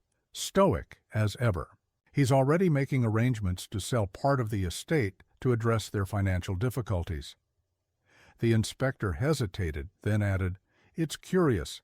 When I informed him of Lady Selina's arrest, he seemed almost unsurprised, said something about Henry Harcourt's sins finally coming to light." "Not so curious, perhaps," Miss Marple mused. Robert Carmichael and Frederick Wright were contemporaries, after all. He may have harbored his own suspicions about Wright's death all these years. The conversation was interrupted by the arrival of Dr. Fellows, who had come to speak with the vicar about the funeral arrangements for Eleanor. The young doctor looked pale but composed, his grief tempered by what appeared to be a sense of resolution. After exchanging brief pleasantries, Dr. Fellows turned to Miss Marple. "I wanted to thank you personally, Miss Marple. Without your insights, Eleanor's murderer might never have been brought to justice, at least now her father's." "True story can be told, a cold comfort, I'm afraid," Miss Marple replied gently, "though I believe Eleanor would have valued the truth above all else. It seems to have been rather a family trait." Dr. Fellows nodded soberly. "Eleanor told me once that she felt her whole life had been built on a foundation of half-truths and polite fictions. She was determined to live honestly, whatever the cost." His voice faltered slightly. "I never imagined the cost would be so high." After the doctor had departed with the vicar to discuss the funeral service, Inspector Craddock turned thoughtfully to Miss Marple. "There's one aspect of this case I still find puzzling," he admitted. "How did you first come to suspect Lady Selina?" "She seemed above reproach, the very last person one would imagine capable of murder." Miss Marple smiled faintly. "In my experience, Inspector, it is precisely those who appear above reproach who bear the closest watching. Lady Selina's excessive concern with propriety and tradition struck me as a form of rigid control, a woman desperately maintaining appearances. When I observed her reaction to Eleanor at the fete, there was something in her expression that reminded me forcibly of old Mrs. Partridge when young Tommy Bennett accidentally broke her prize porcelain figurine." "And what was that?" Mrs. Harmon asked curiously. "Cold fury masquerading as concern," Miss Marple replied simply, "and a determination to ensure that the offense would not go unpunished." She resumed her knitting, her needles moving with practiced precision. "People reveal themselves in small ways, you know. One merely has to observe." As the afternoon light began to fade, and Mrs. Harmon excused herself to prepare for the evening service, Craddock lingered a moment longer. "What happens now to the Wright family legacy?" he wondered aloud. "With Eleanor gone and the truth about her father finally emerging?" Miss Marple considered this thoughtfully. "I believe Dr. Fellows will ensure that Frederick Wright's name is cleared, even if only within the family circle. Some secrets are perhaps best left partially veiled from public scrutiny, for the sake of those still living." "And Lady Selina?" "She will face justice," Miss Marple said firmly, "though I suspect in her mind she will never truly understand why what she did was wrong. She sacrificed an innocent life to protect a lie, the most deadly mistake of all." As Craddock took his leave, promising to keep Miss Marple informed of further developments, she remained in the garden for a few moments more. The evening air was fragrant with the scent of roses from the vicarage border, simple old-fashioned blooms without the showy perfection of Lady Selina's prized specimens, but enduring in their quiet beauty. Miss Marple reflected that truth. Like these modest flowers, often flourished best in humble surroundings, away from the artificial constructs of pride and position that had ultimately led Lady Selina to her downfall. Chapter 9. Return to Order. Eleanor. Wright's funeral was held on a Thursday beneath a sky of perfect, unblemished blue. St. Mary Mead turned out in full force, partly out of respect, but largely, as Miss Marple privately acknowledged, out of the irresistible curiosity that violent death invariably provokes in even the most decorous communities. Miss Marple sat quietly in a pew near the back of the church, observing the gathering with her characteristic, unobtrusive attention. Dr. Fellows occupied the position traditionally reserved for the closest family member, his face grave but composed. The Carmichaels sat together on the opposite side of the aisle, Peter looking uncomfortable in formal morning clothes, his mother dabbing occasionally at her eyes with a handkerchief, Robert maintaining the stoic facade that seemed to be his habit in all circumstances. "So terribly sad," whispered Mrs. Bantry, who had insisted on accompanying Miss Marple to the service. "And to think, all because of something that happened before the poor girl was even born." "The past is never truly past," Miss Marple murmured in response. "It lives on in our actions and decisions, whether we acknowledge it or not." Following the service, a small reception was held at the vicarage. As Miss Marple sipped her sherry, she noticed Dr. Fellows standing somewhat apart from the other mourners, gazing out of the window toward the churchyard where his cousin now lay buried. "Doctor," she said gently, approaching him, "I hope you won't think me intrusive, but I wondered if you had decided what you will do now. Will you remain in St. Mary Mead?" He turned to her with a faint, sad smile. "For the present, yes. There are patients who depend on me, and I've grown unexpectedly fond of village life."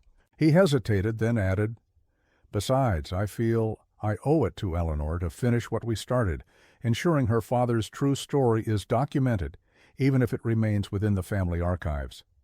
"A worthy undertaking," Miss Marple agreed. "Truth has its own value, regardless of how widely it's known." "That's what Eleanor believed?" His voice softened. "She used to say that living with lies was like building a house on sand. Eventually the foundation would wash away."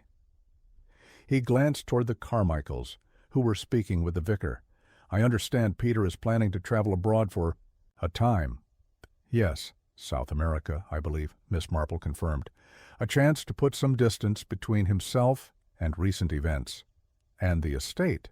Mr. Carmichael has already arranged the sale of the eastern portion to a gentleman from London. It will provide enough capital to maintain the main house and grounds, though on a more modest scale than before." She paused, then added carefully, "Mrs. Carmichael seems to be bearing up better than one might have expected." Dr. Fellows nodded. "She came to see me yesterday, wanted to explain that she had genuinely cared for Eleanor despite their differences toward the end. I believe her, actually. People are complex. One can feel genuine affection for someone while still resenting the complications they bring to one's life." Their conversation was interrupted by the arrival of Inspector Craddock, who had slipped in quietly at the back of the reception. "Miss Marple, Dr. Fellows," he greeted them with a sober nod. "I thought you might want to know.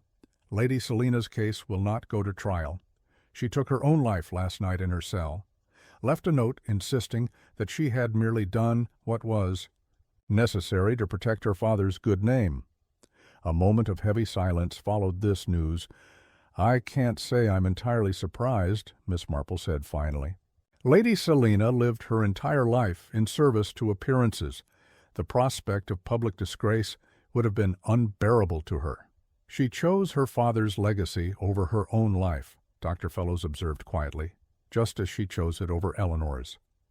There's a terrible consistency to it." As the reception began to disperse, Miss Marple found herself approached by Robert Carmichael, who had detached himself from his wife's side for the first time that day. "Miss Marple," he began awkwardly, "I wanted to thank you, not for the manner in which things were resolved, God knows there's been enough tragedy, but for ensuring that the right person was held accountable. My son may not be perfect, but he didn't deserve to bear the burden of Eleanor's death." "No, indeed," Miss Marple agreed. "Though I fear all of us must bear some responsibility when we allow falsehoods to flourish unchallenged." Robert Carmichael studied her for a long moment. "You know, don't you, about my connection to Frederick Wright?" "I suspected," she replied, gently. "The way you spoke of him to Inspector Craddock suggested more than casual acquaintance. You served together in Vienna?" He nodded, his gaze distant. We were friends, though junior enough to be largely overlooked in the diplomatic hierarchy. When Frederick died, he hesitated. I had my doubts about the official story, but challenging Sir Henry Harcourt's account would have been career suicide, so I said nothing, did nothing. His voice dropped to a near whisper. Perhaps if I had spoken up then, Eleanor would be alive today. The upper past cannot be undone, Mr. Carmichael, Miss Marple said with quiet compassion. We can only move forward with greater honesty. As the afternoon waned, Miss Marple made her way back to her cottage, declining several offers of a lift in favor of the walk through the familiar village lanes. The events of the past week had temporarily transformed St. Mary Mead, but already she could sense it settling back into its accustomed rhythms. Outside the post office, Mrs. Elliot and Miss Weatherby were dissecting the funeral attire of various attendees. The butcher was arranging his window display with the same meticulous care he applied every Thursday. In the distance, children's voices carried from the school playground. Life continued as it always did, flowing around the stones of tragedy. And scandal, like a stream that might be momentarily diverted, but never truly stopped. Reaching her garden gate, Miss Marple paused to look back at the village spread before her. So peaceful it appeared, so ordinary. Yet beneath the tranquil surface, human passions, love, greed, jealousy, pride, ambition, swirled as powerfully as in any great city or grand estate. It was this understanding that had guided her through the maze of Eleanor Wright's murder, allowing her to see past the obvious to the complex truth that lay hidden in plain sight. As she entered her cottage, Miss Marple found Cherry, her maid, placing a vase of freshly cut roses on the sitting-room table. "From your own garden, miss," Cherry said proudly. "The pink ones you're so fond of?" Miss Marple regarded the simple, old-fashioned blooms with genuine pleasure. Unlike Lady Selina's prized specimens, these roses had never been cultivated for show or status. They bloomed for their own sake, naturally, and without pretense. "Thank you, Cherry," she said. "They're perfect just as they are." That evening, as dusk settled over St. Mary Mead, Miss Marple sat by her window with her knitting. The baby's bonnet was complete now, ready to be delivered to the vicar's newest grandchild. New life, new beginnings, the counterbalance to death, and endings that kept the world in its natural order. The telephone rang, startling her from her reverie. It was her nephew, Raymond, calling from London. "Aunt Jane, I've just heard the most extraordinary thing, that business at St. Mary Mead, with Lady Selina Harcourt. The papers are full of it. Were you actually involved in solving the case?" Miss Marple smiled to herself. "I merely observed a few details that others had overlooked. Inspector Craddock did all the real police work. Modest as ever, Raymond laughed. Well, I hope you're planning to rest now and avoid any further involvement in murder investigations." "One doesn't plan such things, dear," Miss Marple replied mildly. "Life unfolds as it will. But St. Mary Mead is peaceful again, for the present." After bidding her nephew good night, Miss Marple returned to her chair by the window. The village was settling into evening stillness, lights appearing in windows, doors being closed against the gathering dark. Tomorrow would bring its own concerns, its own small dramas and revelations. And she would be there, watching and understanding, her knowledge of human nature, a quiet but powerful force for truth, in a world too often content with comfortable falsehoods.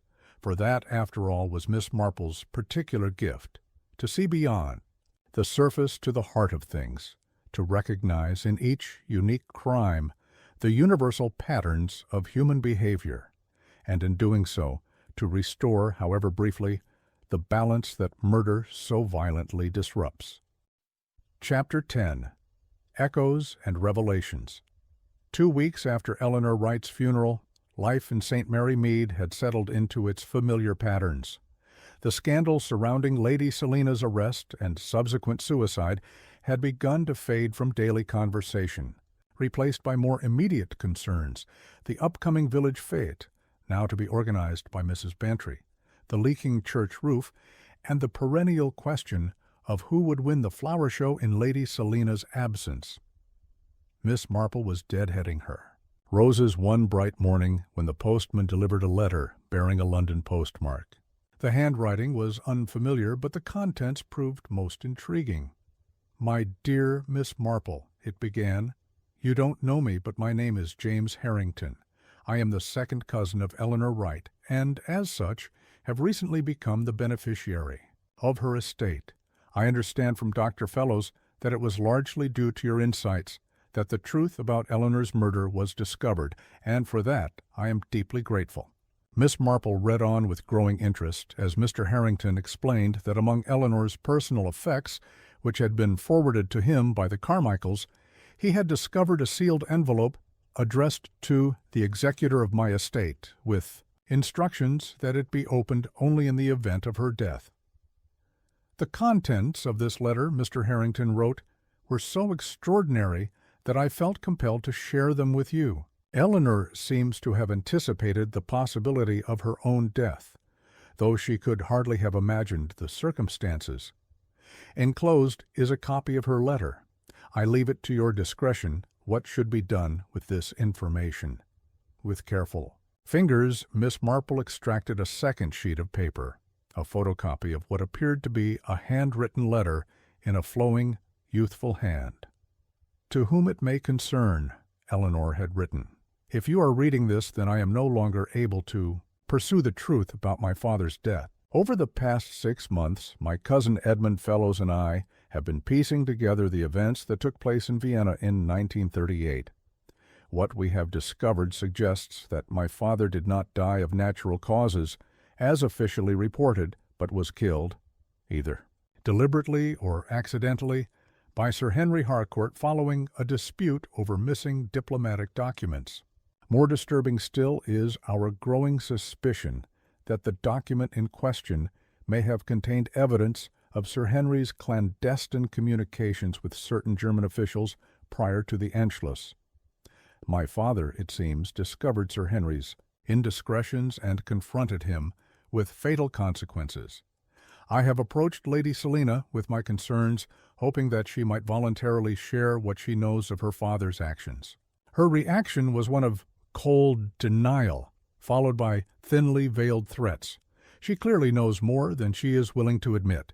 Should anything happen to me before I can fully document these findings, I ask that this investigation be continued. The truth about my father and about Sir Henry Harcourt's actions deserves to be known, not to cause scandal, but for the sake of historical accuracy and personal justice. With hope for truth, Eleanor Wright. The letter was dated just 3 days before the garden fete, where Eleanor had met her death. Miss Marple sat very still for several minutes after reading this document. It cast the event she had witnessed in an even more troubling light. Eleanor had not merely stumbled upon an old family secret, she had uncovered potential evidence of treason. Later that day, she invited Inspector Craddock to tea, sharing with him the contents of Mr. Harrington's package. "Good Lord," Craddock said after reading Eleanor's letter. "If this is true, Sir Henry Harcourt wasn't just covering up a moment of anger that led to a man's death. He was potentially hiding treasonous activities." "Indeed," Miss Marple agreed, "and Lady Selina's determination to protect her father's reputation takes on an even darker significance. She wasn't merely preserving family honor, she was concealing something far more serious." Craddock frowned thoughtfully. It would explain why she took such extreme measures. A simple manslaughter case from before the war might have caused a scandal, but given Sir Henry's diplomatic standing, it might have been quietly managed. But allegations of collusion with the Nazis, he shook his head. That would have destroyed not only his reputation, but the family name for generations. "Do you think there's any way to verify Eleanor's suspicions now?" Miss Marple asked. "Difficult to say. Most diplomatic records from that period remain classified. And with both principal parties deceased," he paused. "Although there is one possibility, Robert Carmichael was present in Vienna during that time. He might know more than he's admitted.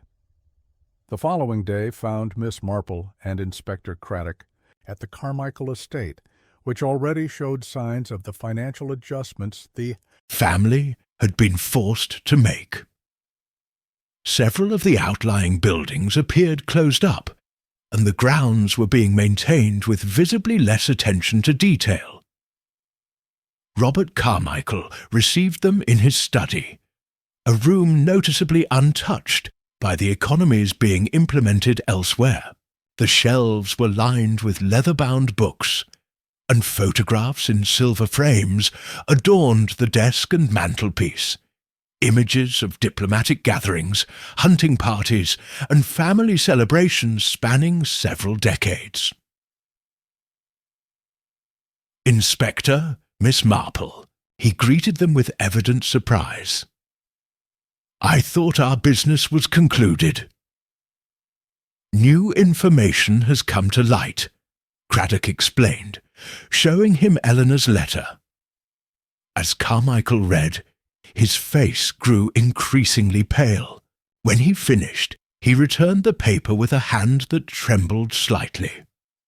"I always feared this would surface eventually," he said quietly, "though I had hoped it would be long after all of us who were there were gone." "Then it's true?" Miss Marple asked, "about Sir Henry's communications with German officials?" Carmichael moved to a cabinet, extracted a decanter, and poured himself a measure of brandy before answering. "Not exactly as Eleanor described, but close enough. Henry Harcourt wasn't a traitor in the conventional sense. He was an ambitious man who misread the political winds. He believed, as did many at that time, that accommodating Germany's expansionist aims was the path to maintaining peace in Europe. And my father discovered this." A new voice joined the conversation as Dr. Fellows stepped into the study from a connecting door. "I apologize for the intrusion. Mrs. Carmichael mentioned you were here discussing Eleanor. I was visiting Peter before his departure for South America." Robert Carmichael nodded to the doctor. "Yes, your uncle discovered a series of unofficial communications between Sir Henry and a German diplomat named Kleist. Frederick confronted Henry, threatening to report the unauthorized discussions to London. There was an argument, it became physical, and—" He trailed off. "And my uncle died," Dr. Fellows completed grimly. "It was ruled a heart attack," Carmichael continued. "Sir Henry had considerable influence. Those of us who suspected otherwise kept silent, telling ourselves it was for the greater good, avoiding a diplomatic incident on the eve of the Anschluss." "And Lady Selina knew all of this?" Craddock asked. "I believe she learned of it after her father's death. He kept a detailed journal which presumably passed to her." Carmichael took a long sip of his brandy. When Eleanor began asking questions, reconnecting with people who had known her father in Vienna, Lady Selina must have realized the truth was in danger of emerging. Miss Marple, who had been examining the photographs on the mantelpiece, suddenly picked up one particular silver frame. "This is from Vienna, isn't it? 1938. The photograph showed a group of men in formal diplomatic attire, standing on the steps of an imposing building. In the centre stood Sir Henry Harcourt, easily identifiable from his portrait at Gossington Hall. To his left was a younger Robert Carmichael, and on his right a man whose features bore a striking resemblance to Dr. Fellows. "My uncle," the doctor confirmed, taking the photograph from Miss Marple. "One of the few images I have of him. This was taken just a week before his death. And this man here, at the edge of the group." Miss Marple pointed to a figure partially turned away from the camera. Robert Carmichael leaned closer. "That's Kleist, the German diplomat I mentioned. How interesting," Miss Marple murmured. "He bears a remarkable resemblance to someone who visited Gossington Hall some years ago. I recall seeing him at church one Sunday with Lady Selina. She introduced him as a distant cousin from her mother's side, though the resemblance seemed stronger to Sir Henry." Dr. Fellows and Inspector Craddock exchanged startled glances. "You suggesting," Craddock began carefully, "that this German diplomat maintained contact with the Harcourt family after the war?" "It would explain a great deal," Miss Marple replied simply. "Lady Selina's extreme reaction to Eleanor's inquiries, her willingness to commit murder to protect her father's legacy. Perhaps she was protecting more than just his reputation. Perhaps there were ongoing connections that, if discovered, would raise even more troubling questions about her family's loyalties." As they departed the Carmichael estate, Dr. Fellows walked with them to the gate. "What happens now?" he asked. "Do we pursue this further? Try to uncover the full truth about my uncle's death and Sir Henry's activities?" Inspector Craddock looked thoughtful. "From a police perspective, the murder case is closed. Lady Selina has answered for her crime in her own way. As for these historical allegations," he sighed, "they would be difficult to prove after so many years. Some truths remain elusive," Miss Marple observed. "Even when we know they exist. Perhaps what matters most is that Eleanor's pursuit of justice for her father has been vindicated, even if the complete story may never be publicly known." Dr. Fellows nodded slowly. "She would have valued that, I think. Eleanor believed that acknowledging the truth, even privately, was essential for healing to begin."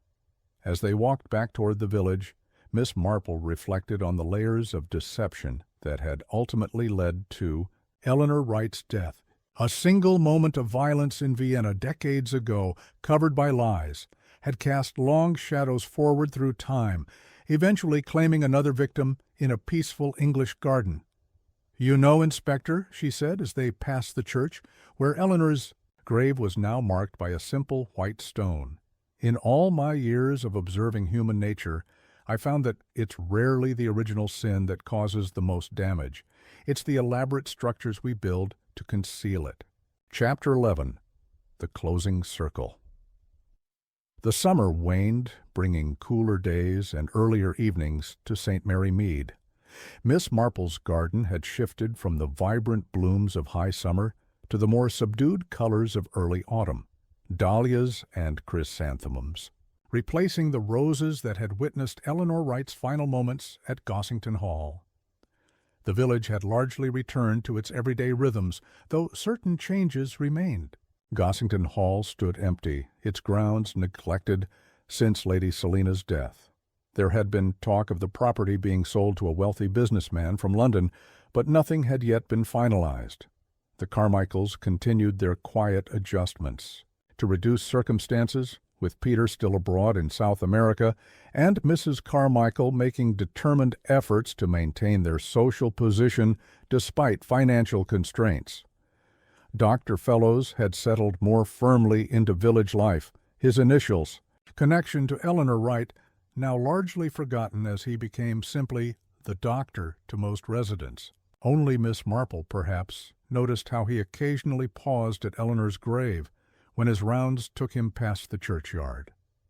It was on one such quiet autumn afternoon that Miss Marple, returning from a meeting of the Women's Institute, now presided, over by Mrs. Bantry, with considerably less formality than Lady Selina had maintained, encountered Inspector Craddock on the village green. "Miss Marple," he greeted her warmly, "I was hoping I might see you. I've just come from London with some news that might interest you." They walked together to Miss Marple's cottage, where Cherry had laid out tea in anticipation of her employer's return. "I've been reassigned," Craddock announced, once they were settled with teacups in hand. "A promotion, actually, to the special branch in London." "How very well deserved," Miss Marple replied with genuine pleasure. "Though I imagine we shall miss your steady presence when local difficulties arise." Craddock smiled slightly. "That's partly why I wanted to speak with you. My new position has given me access to certain historical files that were previously classified, including some relating to diplomatic activities in Vienna before the war." Miss Marple's eyes brightened with interest. "And you found something about Sir Henry Harcourt?" "Indeed.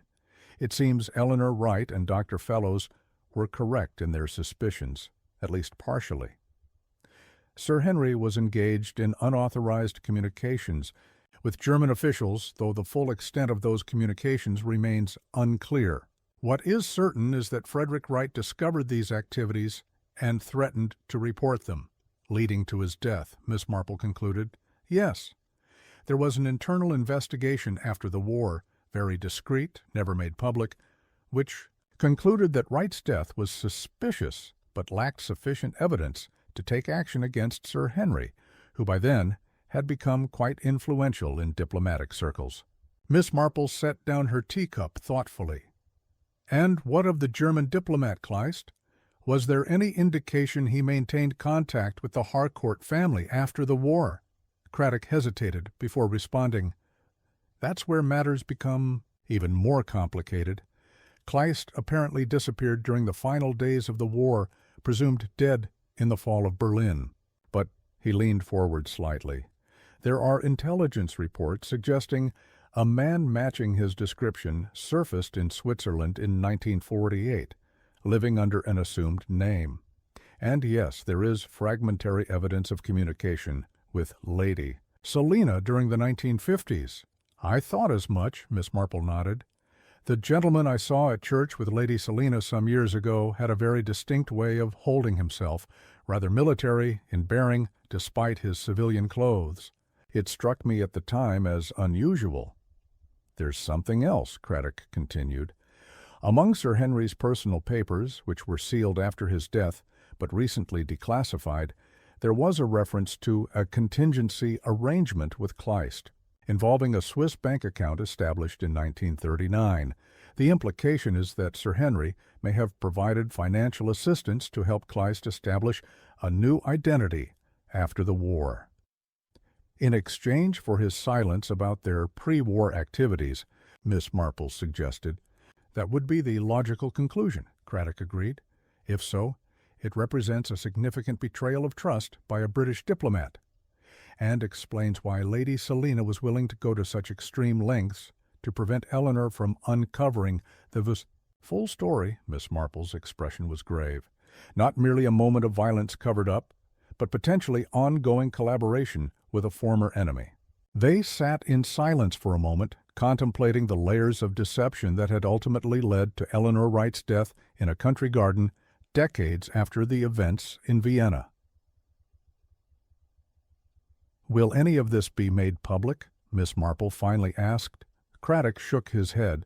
"The official position is that too much time has passed, and most of the principal figures are deceased. There's little to be gained by revealing such sensitive historical information now." "Except the truth," Miss Marple observed quietly.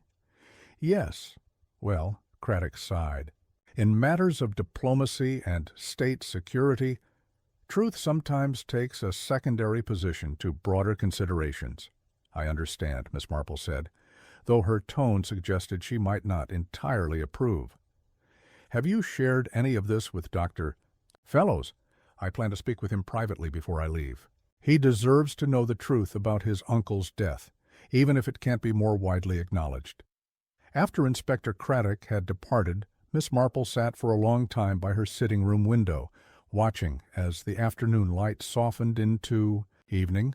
Her thoughts turned to Eleanor Wright, whose determined quest for truth had cost her her life, yet had ultimately succeeded in bringing to light long-buried secrets. The following morning brought another visitor, Dr. Fellows, his expression a complex mixture of vindication and sorrow after his conversation with Craddock. "So it's settled then," he said after Miss Marple had poured his tea. "My uncle was right about Sir Henry, and it cost him his life. But the full story will remain buried in classified files." "The official story, perhaps," Miss Marple agreed. "But you and I know the truth, as do Inspector Craddock and Robert Carmichael." Eleanor's quest was not in vain. Dr. Fellows smiled sadly. She would have wanted more, public acknowledgment, justice in the open. But I suppose knowing that her father's reputation has been privately vindicated is something. "Truth has its own power," Miss Marple said gently. "Even when it isn't proclaimed from the rooftops, it changes those who know it." After a moment, Dr. Fellows reached into his pocket and withdrew a small velvet box. "I wanted to show you this. It belonged to Eleanor, a locket that contained a photograph of her father. I found it among her personal effects." He opened the box to reveal a delicate silver locket on a fine chain.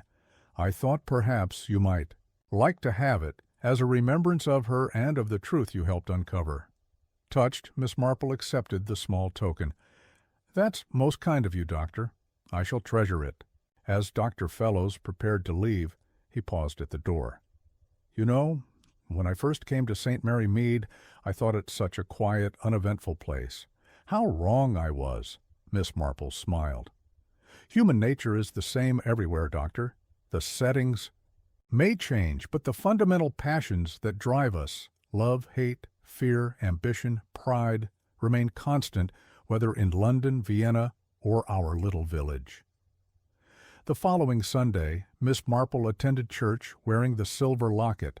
As she listened to the vicar's sermon on truth and reconciliation, her thoughts drifted to the interconnected web of lives that had been forever altered by events set in motion decades earlier.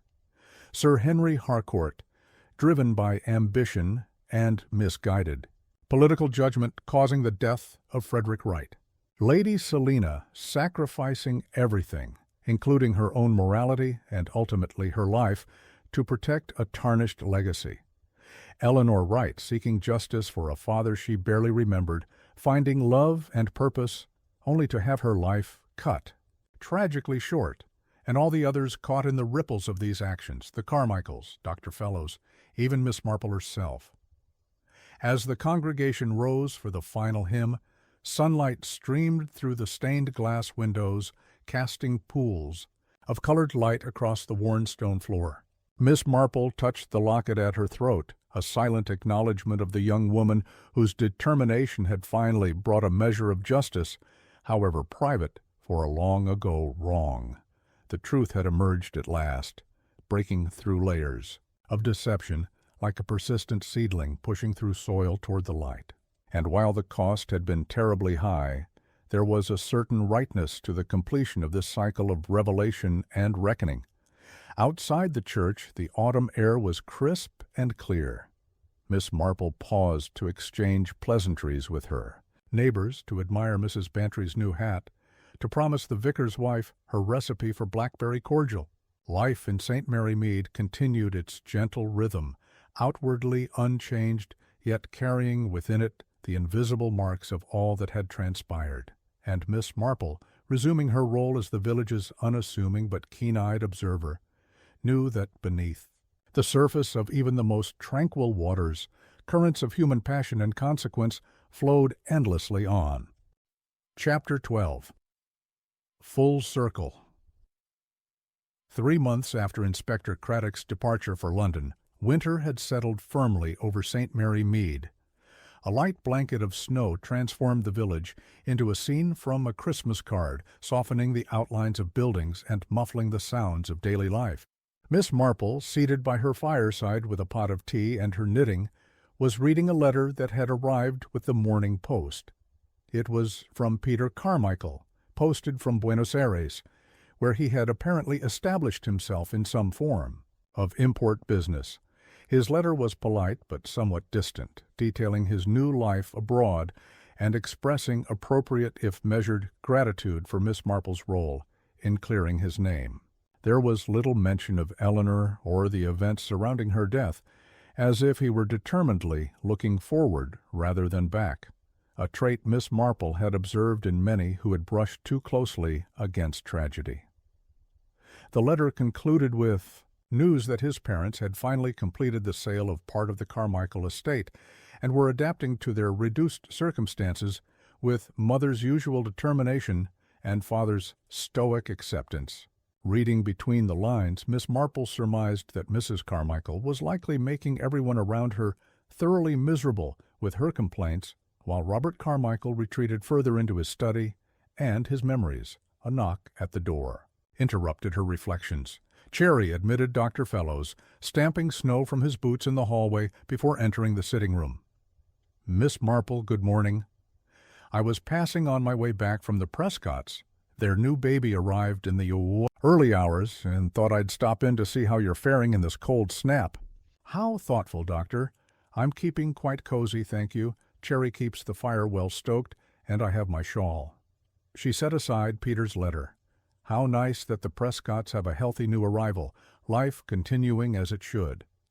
Dr. Fellows accepted the offered seat and cup of tea.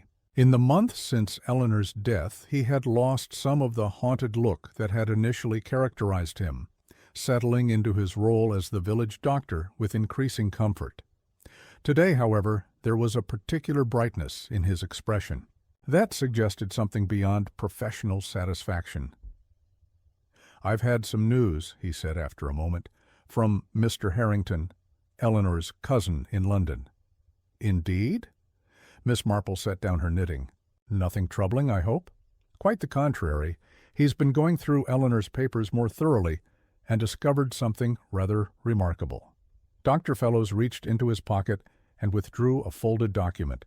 Eleanor had been conducting extensive research into her father's diplomatic career, corresponding with former colleagues and examining whatever records she could access. He unfolded the paper, revealing what appeared to be a copy of an old letter. "This was among her files, a letter written by my uncle to his superior at the Foreign Office just before his death. He never had the chance to send it, but Eleanor somehow obtained a copy. In it, he details his concerns about Sir Henry's unauthorized communications with German officials, but also mentions something else." Dr. Fellows handed the letter to Miss Marple, his finger pointing to a particular paragraph. "He refers here to documentary evidence I have secured and placed in safekeeping with trusted associates to be revealed should any harm come to me." Eleanor believed this evidence might still exist somewhere. Miss Marple read the indicated passage with interest. "And Mr. Harrington thinks this evidence might be located?" "More than that, he believes he may have found it." Dr. Fellows could barely contain his excitement now. A sealed package was discovered at the archives of a solicitor's firm that had handled the Wright family's legal affairs. It had explicit instructions not to be opened except under specific circumstances, which were finally met when Mr. Harrington made inquiries as Eleanor's heir. "How extraordinary," Miss Marple murmured. "And the contents?" "Photographs of letters between Sir Henry and Kleist, along with detailed notes in my uncle's handwriting, documenting meetings and conversations. Harrington has shared them with certain officials in London, discreetly, of course." "And the response?" Dr. Fellows smiled with grim satisfaction. "They can no longer dismiss it or bury it entirely. While there won't be any public announcement, Sir Henry's official biography in the diplomatic archives will be quietly amended to remove certain commendations, and some of his papers will be reclassified. A small justice, perhaps, but meaningful." "Eleanor would be pleased," Miss Marple said softly. "She achieved what she set out to do, though at such terrible cost." They sat in companionable silence for a moment, the only sounds the crackling of the fire and the ticking of the clock on the mantelpiece. Outside, snow continued to fall, blanketing the garden where Miss Marple's roses slept beneath the frozen ground, waiting for spring's renewal. "There's something else," Dr. Fellows said eventually. "Mr. Harrington has decided to establish a memorial scholarship in Eleanor's name for young women pursuing studies in history or international relations. He's asked me to serve on the selection committee." "How very appropriate," Miss Marple nodded approvingly, a fitting tribute to her pursuit of historical truth. After Dr. Fellows had departed, Miss Marple returned to her chair by the window, watching as afternoon shadows lengthened across the snow-covered garden. Eleanor's silver locket caught the firelight as it rested against her woolen dress, a tangible reminder of the young woman whose search for truth had led her into mortal danger. The village church clock struck 4, its familiar tones carrying clearly through the winter stillness. Soon it would be time for tea, and later, perhaps, she would walk to the vicarage for the evening discussion group, weather permitting. The rhythms of village life continued, as they always had and always would. Yet within this familiar pattern, subtle changes had occurred. Gossington Hall, once the domain of Lady Selina and her rigid adherence to tradition, had finally been sold to a publisher from London who planned to use it as a country retreat. The rose garden where Eleanor had died would be redesigned, the Alex red roses with their treacherous thorns replaced by less deadly varieties. The Carmichaels maintained their position in local society, though with less prominence than before. And Dr. Fellows had found a new purpose, honoring the memory of his cousin while building his own place in the community. As for Miss Marple herself, she continued her quiet observation of the village and its inhabitants, her understanding of human nature only deepened by the events surrounding Eleanor Wright's death. She had seen once again how the past reaches forward to shape the present, how secrets buried deep can surface in unexpected and sometimes deadly ways. The telephone rang, startling her from her reflections.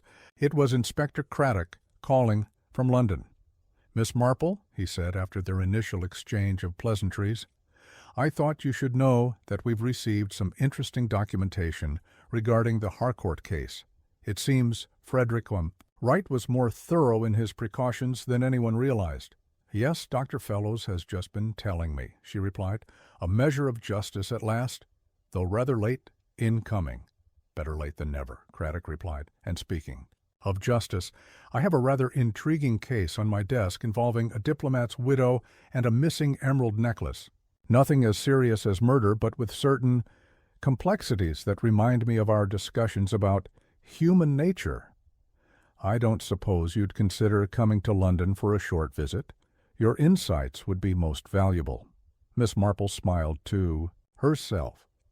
"As it happens, Inspector, my nephew Raymond has been urging me to visit him in town, perhaps after this cold spell breaks." After concluding the call, Miss Marple rose to stir the fire, adding another log from the basket. The flames leaped higher, casting a warm glow throughout the cozy room. Outside, darkness was falling earlier with each passing day, but the winter solstice had passed. Imperceptibly, the days were already beginning to lengthen again. Life moved in cycles, Miss Marple reflected, death and renewal, secrets and revelations, justice delayed, but sometimes finally achieved. Eleanor Wright's story had reached its conclusion, the truth she sought finally acknowledged, if not publicly proclaimed. And in that quiet acknowledgment there was a certain peace. Miss Marple picked up her knitting once more, her needles moving with practiced precision as the last daylight faded from the winter sky.